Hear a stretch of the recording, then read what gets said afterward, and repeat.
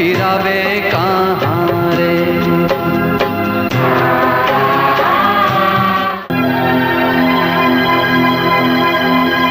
उदय बेटा।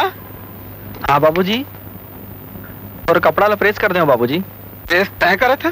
मैं कार्तिक ला कह रहे हूँ। हाँ कार्तिक टॉयलेट गया बाबूजी, मोला किस तो मैं कर दे उमा का है। अरे मैं सब जानता हूँ, काम चोर के बहाना ला। जब भी कोनो काम दो बहाना बना के भाग जाते सारे। पता नहीं कहाँ काम कर ही जिंदगी में टूरा। बेटा उदय, मोला तोरे ऊपर भरोसा है। पढ़ लिख के तय जल्दी साहब बन जा और सपना पूरा हो जाही।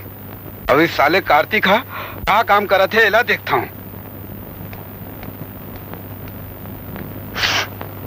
कहा जरूरत है? कुछ जरूरत है भीतरी में। बाबूजी साले बीड़ी पिया था?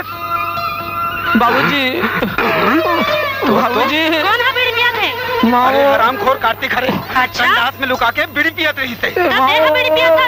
नालायक गधा, उतार ले तोर मजल बताऊं, आज नहीं छोड़ू।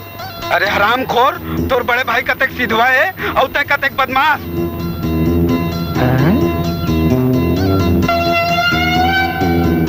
अबे अपन ला नहीं तो अपन भाई ला देख। देखा था भैया ला।